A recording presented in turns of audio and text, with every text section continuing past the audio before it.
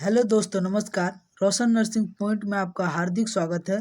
आज हम लेकर के आए हैं चाइल्ड हेल्थ नर्सिंग का मोस्ट वीवीआई क्वेश्चन, जो आपके बीटीएससी, एएनएम एवं जीएनएम दोनों में पूछने की संभावना है। यहाँ से क्वेश्चन जो है वो बीटीएससी एएनएम एग्जाम में पूछा गया था और उम्मीद करते हैं कि शायद इस एग्जाम में भी पूछ सकता है, क्योंकि ये जो क्वेश्चन है बहुत ही इंपॉर्टेंट क्वेश्चन है। तो आज का वीडियो में हम बात करने वाले हैं क्वेश्चन नंबर 1 से लेकर के क्वेश्चन नंबर 20 तक। टोटल 20 क्वेश्चन बात करेंगे, जिसमें कि आपका इसमें 10-15 क्वेश्चन ऐसा क्वेश्चन है जो कि आपका एग्जाम में एकदम आने की संभावना है। तो जो हमारे चैनल पे नए हैं वो चैनल को सब्सक्राइब कर लें। तो चलिए स्टार्ट करते हैं। सबसे पहले क्वेश्चन नंबर 1 से देखिएगा। क्वेश्चन में क्या लिखा गया है कि नवजात शिशु के सिर की परिधि कितनी होती है। मोस्ट वीवीआई क्वेश्चन है। चाइल्ड हेल्थ नर्सिंग का जो क्वेश्चन होता है वो उसमें मोस्टली बच्चे से रिलेटेड क्वेश्चन रहता है। तो इसमें पूछ रहा है कि नवजात शिशु के सिर की परिधि कितनी होती है। Head circumference of newborn is, बताइएगा। तो हम बात कर लेते हैं थोड़ा नवजात शिशु का नॉर्मल सब चीज़ क्या क्या होता है। जैसे नवजात शिशु का वजन कितना होता है, नवजात शिशु का लंबाई कितना होता है, नवजात शिशु का जो है सिर का परिमाप कितना होता है, सीने का परिमाप कितना होता है, बाह की परिमाप कितना होता है। तो आप लिख लीजिएगा। सबसे पहले हम बात करते हैं नवजात। यहाँ पे लिख दे रहे हैं, क्या लिख रहे हैं, नवजात, है ना। अब नवजात का बात करते हैं तो नवजात का जो है लंबाई कितना होता है, लंबाई कितना होता है, लंबाई यानी कि लेंथ। तो नवजात शिशु का जो लंबाई होता है वो कितना होता है एट द बर्थ, तो 50 सेंटीमीटर। कितना होता है 50 सेंटीमीटर, लिख लीजिएगा। उसके बाद वजन, वजन लिखिएगा। लंबाई के बाद वजन, वजन तो आप लोग जानते ही होंगे कितना होता है वजन। नॉर्मल वेट कितना होता है चिल्ड्रन का, बच्चे का, नवजात का। तो यहाँ पे लिखिएगा 2.5 से लेकर के 3 kg, 2.5 से लेकर के कितना 3 kg, ये क्या क्या होता है वजन होता है। उसके बाद सिर का परिमाप, शिशु का जो सिर होता है एट द बर्थ उसका परिमाप कितना होता है, लिख लीजिएगा। सिर का परिमाप, सिर का परिमाप कितना होता है। तो सिर का जो परिमाप होता है वो होता है 35 सेंटीमीटर। कितना सेंटीमीटर, 35 सेंटीमीटर। ठीक है। अब बात करते हैं सीने का परिमाप। यहाँ लिख दे रहे हैं इधर साइड में सीने का परिमाप, सीने का कितना होता है। तो इसका जस्ट इसका नीचे लिख देते हैं। सीने का जो परिमाप होता है वो होता है 32 सेंटीमीटर। कितना सेंटीमीटर, 32 सेंटीमीटर। ठीक है। उसके बाद बाह का परिमाप, बाह का भी परिमाप होता है, वो कितना होता है इसका भी लिख लीजिएगा। 11 से लेकर के 12 सेंटीमीटर, जो कि हम आपको यहाँ पे लिख दे रहे हैं। यहाँ पे 11 से लेकर के कितना सेंटीमीटर, 12 सेंटीमीटर। ठीक है, ध्यान दीजिएगा। देखिए हम क्या क्या बताए इसमें कि नवजात शिशु का जो लंबाई होता है नॉर्मल, जो वजन हो सॉरी लेंथ होता है वो कितना होता है नवजात शिशु का, तो 50 सेंटीमीटर। कितना सेंटीमीटर, 50 सेंटीमीटर। उसके बाद वजन कितना होता है, तो 2.5 किलो से लेकर के 3 किलो। सिर का परिमाप कितना होता है, तो 35 सेंटीमीटर। कितना सेंटीमीटर, 35 सेंटीमीटर। उसके बाद सीने का परिमाप कितना होता है, तो 32 सेंटीमीटर। यहाँ पे लिख दिए हैं 32 सेंटीमीटर। उसके बाद बाह का परिमाप कितना होता है, तो यहाँ पे देखिए 11 से लेकर के 12 सेंटीमीटर, 11 से लेकर के 12 सेंटीमीटर। तो इसमें आपको कितना क्वेश्चन बनता है, देखिए एक क्वेश्चन तो लंबाई, वजन, 2 सिर का परिमाप हो गया। आपको एग्जाम में कुछ भी पूछ सकता है। ठीक है, तो ये सब आपको क्या करना है, ध्यान रखना है। अब हम चलते हैं क्वेश्चन के ऊपर। देखिएगा क्वेश्चन में क्या पूछ रहा है कि नवजात शिशु के सिर की परिधि कितना होता है। अभी मैंने जस्ट बताया कि सिर का जो सरकमफेरेंस होता है, परिधि होता है, वो कितना होता है बताइएगा। देखिएगा ऑप्शन में क्या लिखा गया है, 25 सेंटीमीटर, 33 से 35 सेंटीमीटर, उसके बाद 40 सेंटीमीटर, उसके बाद 45 सेंटीमीटर। तो अभी हम आपको बताए कितना बताए, 35 सेंटीमीटर। तो देखिए यहाँ पे आपको 35 सेंटीमीटर किस में मिल रहा है, तो ऑप्शन नंबर बी में मिल रहा है। 33 से लेकर के कितना 35 सेंटीमीटर। तो इसका क्या राइट हो जाएगा, option number B is the right answer रहेगा, 33 से 35 सेंटीमीटर। ठीक है, ध्यान रखिएगा। नेक्स्ट अपन बात करते हैं अगला क्वेश्चन। देखिएगा अगला क्वेश्चन में क्या लिखा गया है कि किस टीकाकरण का अस्थायी चिन्ह त्वचा पर रहता है। मोस्ट वीवीआई क्वेश्चन है, which immunisation leaves a permanent scar of skin. Skin पे जो स्कार का फॉर्मेशन हो जाता है, परमानेंट फॉर्मेशन हो जाता है, वो किस वैक्सीन के वजह से होता है। बीसीजी का, डीपीटी का, मीजल्स का या एमएमआर का। बताइएगा इसका राइट आंसर क्या होगा। इस क्वेश्चन को मैंने कम्युनिटी पोस्ट में डाले थे, बहुत सारे बच्चे ने अच्छा राइट आंसर किए थे, बढ़िया राइट किए थे, सही किए थे। तो इसका राइट आंसर क्या होगा, बीसीजी, डीपीटी, मीजल्स या एमएमआर। बताइएगा इसका राइट आंसर। तो इसका राइट आंसर जो रहेगा वो क्या हो जाएगा, बीसीजी हो जाएगा, जो कि ऑप्शन नंबर ए है। इसका क्या हो जाएगा राइट आंसर, ऑप्शन नंबर ए। बीसीजी जो होता है वो किस रोग के बचाव के लिए दिया जाता है, तो माइकोबैक्टीरियम ट्यूबरकुलोसिस जो वायरस होता है, जो उसके वजह से टीबी होता है, उसको रोकने के लिए दिया जाता है, टीबी के लिए, है ना, प्रिवेंटिव ऑफ टीबी के लिए बीसीजी वैक्सीन दिया जाता है। जो कि ये इसके स्किन पे क्या होता है, स्कार का फॉर्मेशन हो जाता है, जो परमानेंट के लिए रहता है। ठीक है, option number A is the right answer रहेगा। नेक्स्ट अपन बात करते हैं क्वेश्चन नंबर 3। देखिएगा क्वेश्चन नंबर 3 में क्या लिख रहा है कि नवजात शिशु की साधारण लंबाई बताइए। Normal length of newborn is. अभी जस्ट मैंने बात की कि जो नवजात शिशु का जो लंबाई होता है वो कितना होता है, 70 से 100 सेंटीमीटर, 20 से 30 सेंटीमीटर, 45 से 55 सेंटीमीटर, 70 से 80 सेंटीमीटर। तो बताइएगा इसका राइट आंसर क्या होगा। तो इसका राइट आंसर जो रहने वाला है वो हो जाएगा option number C is the right answer रहेगा, 45 से 55 सेंटीमीटर। कितना, 45 से 55 सेंटीमीटर। मैंने जो आपको बताए थे वो कितने बताए थे, 50 सेंटीमीटर। कितना बताए थे, 50 सेंटीमीटर, जो कि आपको किस में मैच कर रहा है, ऑप्शन नंबर सी में कर रहा है ना। तो option number C is the right answer रहेगा। नेक्स्ट अपन बात करते हैं क्वेश्चन नंबर 4। क्वेश्चन नंबर 4 में देखिए क्या है कि किस उम्र में प्रथम दांत प्रायः निकलता है। मोस्ट वीवीआई क्वेश्चन है। बच्चे का जो दांत निकलते हैं, प्रथम दांत निकलते हैं, फर्स्ट टूथ निकलते हैं, वो किस माह में निकलते हैं, है ना।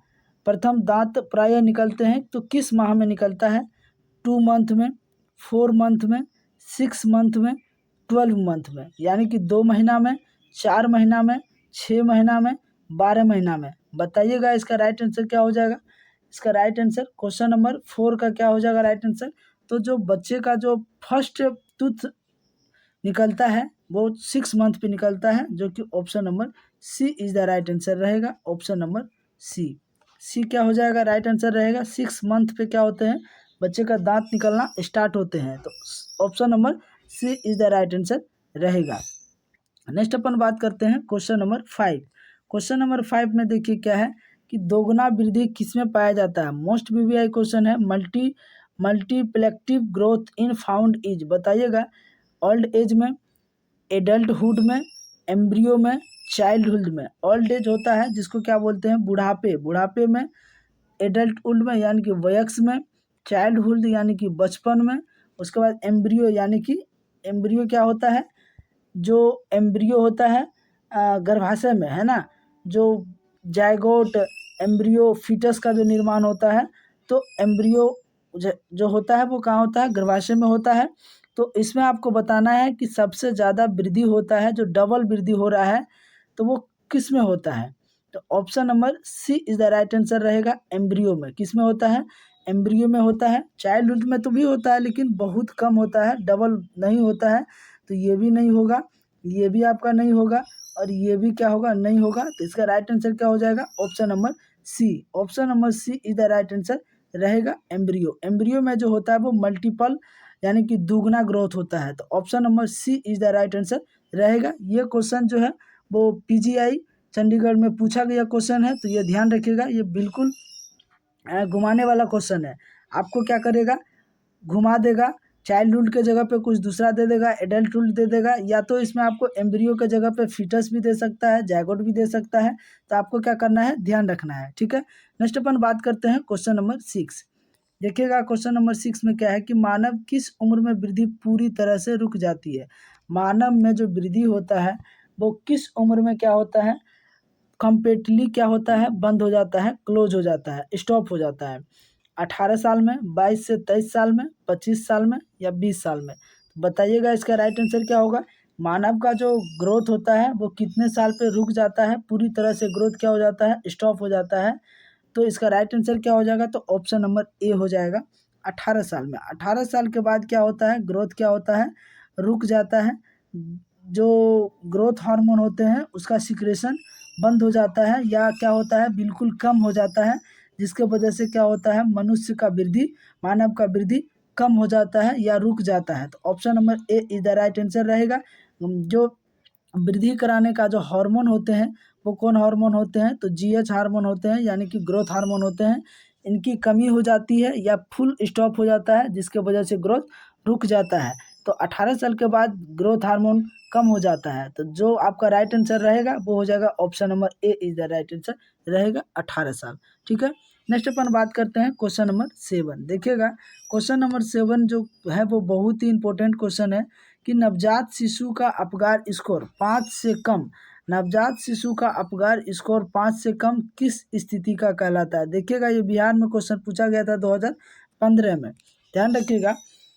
The Apgar score of a new born is less than 5, this condition is called. अगर 5 से कम हो जाता है अपगार स्कोर जो टोटल होता है वो कितना होता है, पहले ये बताना है आपको कि अपगार स्कोर का जो अंक होता है वो कितना होता है टोटल, तो टोटल 10 होता है। कितना होता है, टोटल तो होता है 10, लेकिन इसमें कितना पूछ रहा है कि अगर 5 से भी कम हो रहा है, लेस देन 5, देखिए यहाँ लिखा गया है लेस देन 5, 5 से भी कम होता है तो शिशु में क्या देखने को मिलेगा, blue baby syndrome, asphyxia neonatorum, ophthalmia neonatorum, grey baby syndrome.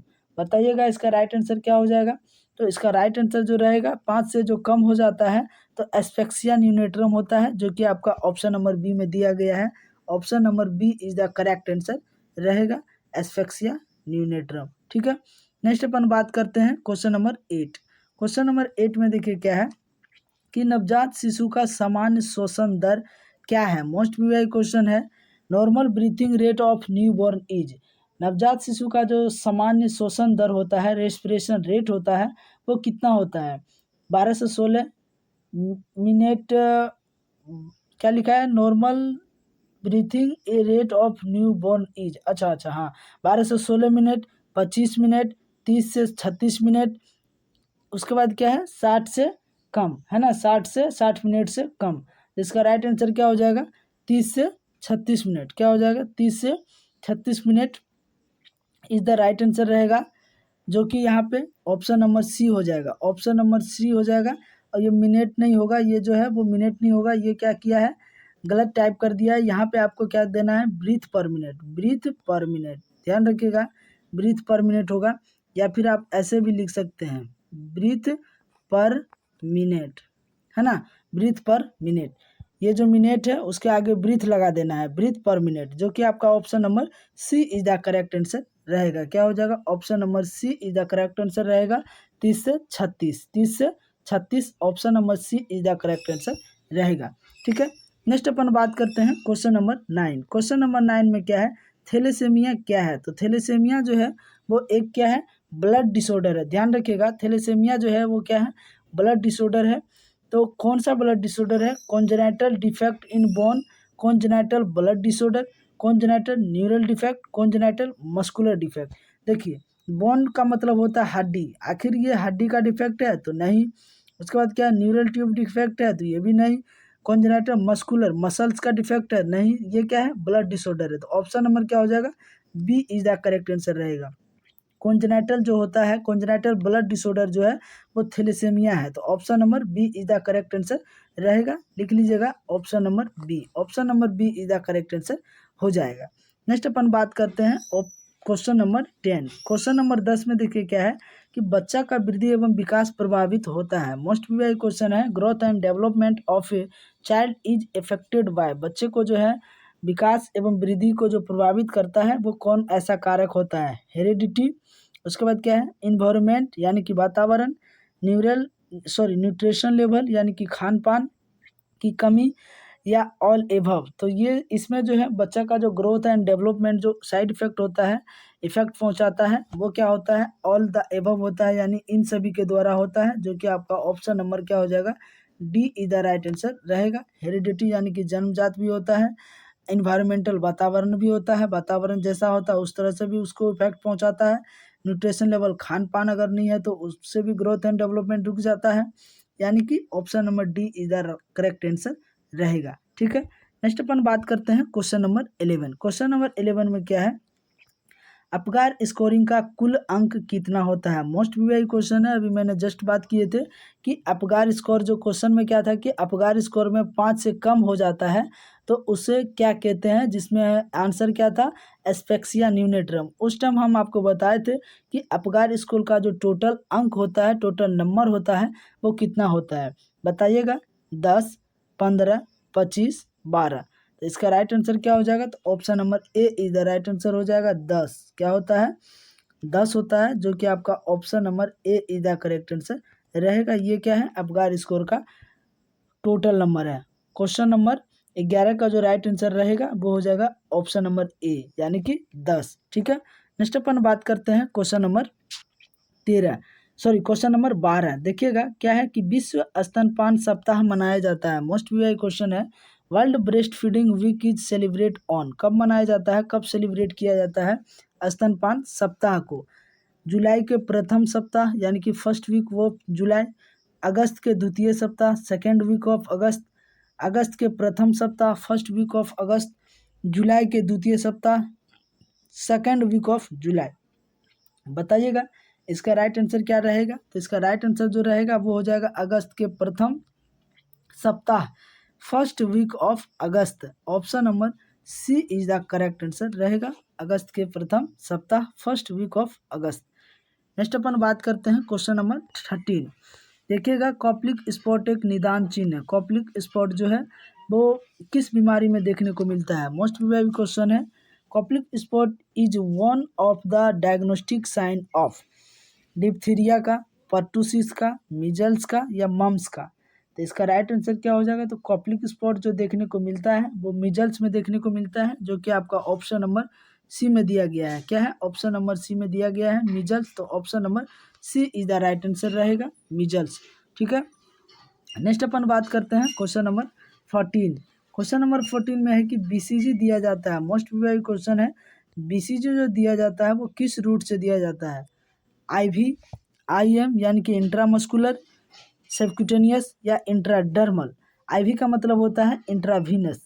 तो बताइएगा इसका राइट आंसर क्या होगा। बीसीजी जो दिया जाता है वो जो दिया जाता है वो किस रूट से दिया जाता है, तो वो दिया जाता है इंट्राडर्मल, जो कि आपका option number D is the correct answer रहेगा। इंट्राडर्मल रूट से क्या करते हैं, बीसीजी वैक्सीन को इंसर्ट कराते हैं। तो option number D is the right answer रहेगा, इंट्राडर्मल। ठीक है, नेक्स्ट अपन बात करते हैं क्वेश्चन नंबर 15। क्वेश्चन नंबर 15 में क्या है कि जन्म के समय नवजात शिशु का वजन 2500 ग्राम से कम होने को क्या कहते हैं। मोस्ट प्रीवियस क्वेश्चन है। 2500 ग्राम से अगर कम हो जाता है जन्म के समय बच्चे का वजन, तो उसे क्या कहते हैं, प्री टर्म, एलबीडब्ल्यू यानी कि low birth weight, large of date, उसके बाद क्या है, पोस्ट टर्म। बताइएगा, मोस्ट प्रीवियस क्वेश्चन है ये। तो जन्म का जो समय होता है, जिस टाइम बच्चा का वजन होना चाहिए 2500 ग्राम से अधिक, लेकिन क्या हो रहा है 2500 ग्राम से कम हो रहा है, तो उस कंडीशन में हम क्या बोलते हैं, लो बर्थ वेट बोलते हैं, यानी कि बच्चे का वजन क्या है, कम है। तो option number B is the correct answer रहेगा, लो बर्थ वेट। ठीक है, प्री टर्म का मतलब होता है कि जन्म लेने से पहले, है ना, जन्म लेने से पहले। तो नेक्स्ट क्वेश्चन बात करते हैं क्वेश्चन नंबर 16 में देखिए क्या है कि भोजन के अलावा अन्य वस्तुओं को खाने की इच्छा तो क्या कहलाता है। अन्य भोजन के अलावा अन्य वस्तुओं को खाने की इच्छा उसे क्या कहते हैं। बच्चे देखते होंगे अधिकतर क्या करते हैं, भोजन को नहीं समझ पाता है, कुछ लकड़ी या कुछ पत्थर भी क्या करता है मुंह में डाल लेता है। तो उस कंडीशन में उसे किस टर्म से जाना जाता है, habit of eating substance other than food is पीका, टिक्स, फोबिया, इनकोप्रेसिस। बताइएगा क्या राइट आंसर रहेगा, तो पीका हो जाएगा। Option number A is the right answer रहेगा, जो कि क्या है, पीका। क्या है, पीका इज द करेक्ट आंसर रहेगा, option number A. Option number A is the right answer रहेगा, पीका। फोबिया का मतलब होता है डर। क्या होता है, फोबिया का मतलब होता है डर। और एनकोप्रेसिस क्या है, एनकोप्रेसिस बच्चे को क्या इसमें सिखाया जाता है, स्टूल पास करने के लिए। क्या स्टूल पास यानी कि टॉयलेट ट्रेनिंग दिया जाता है, जिसमें क्या होता है बच्चे को कब्ज हो जाता है, जिसमें बच्चे अच्छे से स्टूल पास नहीं करवाते हैं, तो एनकोप्रेसिस कहते हैं। ठीक है, नेक्स्ट क्वेश्चन बात करते हैं, क्वेश्चन नंबर 17। देखिएगा क्वेश्चन नंबर 17 में है कि बच्चे में थायराइड हार्मोन की कमी से होता है। थायराइड हार्मोन की कमी से बच्चे में क्या होता है, बोनापन, जड़ बामनता यानी कि क्रिटिनिज्म, महाकायता यानी कि गिंगिटिज्म, उसके बाद क्या है अधि रक्तस्राव यानी कि हीमोफीलिया। बताइएगा थायराइड हार्मोन की कमी से जो होता है वो क्रिटिनिज्म होते हैं। Option number B is the correct answer रहेगा, cretinism. Cretinism is the right answer रहेगा ऑप्शन नंबर बी। बोनापन तो ग्रोथ हार्मोन की कमी से होता है, ग्रोथ हार्मोन की कमी से क्या होता है, बोनापन होता है। ठीक है, option number B is the right answer रहेगा, क्रिटिनिज्म। ठीक है, नेक्स्ट बात करते हैं क्वेश्चन नंबर 18। कौन सी दवाई टीबी नाशक नहीं है, मोस्ट वीआई क्वेश्चन है। क्वेश्चन नंबर 18 में है कि कौन सी दवाई which is not anti tubercular drugs, INH, rifampicin, ethambutol, ranitidine. बताइएगा 18 का क्या राइट आंसर रहेगा। 18 का जो राइट आंसर रहेगा वो हो जाएगा ranitidine. Option number D is the right answer रहेगा। ये क्या है, टीबी का ड्रग्स नहीं है, टीबी नाशक दवाई नहीं है, जो कि option number D is the correct answer हो जाएगा। ठीक है, नेक्स्ट बात करते हैं चिकन फॉक्स का कारण है। क्वेश्चन नंबर 19 में है chickenpox is caused by, chickenpox जो होता है वो किसके वजह से होता है, किस वायरस के वजह से होता है। Varicella zoster virus, rubella virus, bordetella virus, corynebacterium, diphtheria. बताइएगा किससे होता है क्वेश्चन नंबर 19 का। क्वेश्चन नंबर 19 का जो राइट आंसर रहेगा वो क्या हो जाएगा, वेरिसोला जोस्टर वायरस से, जो कि option number A is the right answer रहेगा। इससे क्या होता है, चिकन फॉक्स होता है। और रूबेला वायरस जो होता है, तो जो रूबेला वायरस जो जर्मन मिजल्स, क्या होता है इसका, जर्मन मिजल्स, लिख लीजिएगा जर्मन मिजल्स, मिजल्स। उसके बाद बोर्डेटेला जो है वो हुपिंग कफ, क्या होता है ये, हुपिंग कफ, हुपिंग कफ। उसके बाद आपका कोरोनरी बैक्टीरियम जो लिखा है वो है डिप्थीरिया, लिख लीजिएगा, इसका भी यहाँ पे लिख देते हैं डिप्थीरिया। ठीक है, तो इसका राइट जो आंसर रहेगा वो हो जाएगा varicella zoster virus. Option number A is the correct answer रहेगा। नेक्स्ट अपन बात करते हैं क्वेश्चन नंबर 20। क्वेश्चन नंबर 20 में जो है देखिएगा किस तरह से क्वेश्चन घुमा हुआ है कि टांग की मध्य रेखा से बाहर की और मुड़ी हुई एड़ी की स्थिति जिसमें केवल तलवे का अंदर का किनारा फर्श पर टिका हो उसे क्या कहते हैं। देखिएगा इस तरह से पैर होता है, पैर तो होता है इस तरह से, क्या होता है, ये ऊपर का हिस्सा हो गया, ये क्या हो गया, ऊपर का हिस्सा होगा, ये क्या है, तलवा। इसमें बोल रहा है कि बाहर की ओर मुड़ी हुई हो, बाहर की, तो बाहर क्या हो गया आपका, इधर हो गया, इधर हो गया, नीचे की तरफ तो बाहर बोलते हैं, ये तो हो गया अपने तरफ अंदर की तरफ, ये हो गया आपका बाहर की तरफ। तो देखते होंगे किसी किसी का पैर इधर मुड़ा हुआ रहता है, तो देखिए लिखा हुआ किनारा फर्श पर टिका होती है, ये किनारा क्या है, ये जमीन है, इस पर टिका है, तो उसे क्या कहते हैं। ऑप्शन नंबर ए में लिखा गया है टेलीपेज वेरस, ऑप्शन नंबर बी में है टेलीपेज वेलगस, ऑप्शन नंबर सी में है टेलीपेज इक्यूनोवेरगस, ऑप्शन नंबर डी में है टेलीपेज इक्यूनोवेलगस। तो इसका राइट आंसर क्या होगा, ऑप्शन नंबर क्वेश्चन नंबर जो 20 का है उसका राइट आंसर क्या रहेगा, तो इसका राइट आंसर जो रहने वाला है वो हो जाएगा ऑप्शन नंबर सी, यानी कि talipes equinovarus. Option number C is the right answer रहेगा, ये आपका क्या हो जाएगा, करेक्ट आंसर रहेगा ऑप्शन नंबर सी। तो आई होप ये वीडियो आपको कैसा लगा, तो हमारे कमेंट्स बॉक्स में ज़रूर कमेंट करें। तो आज का वीडियो बस इतना ही, तब तक के लिए धन्यवाद।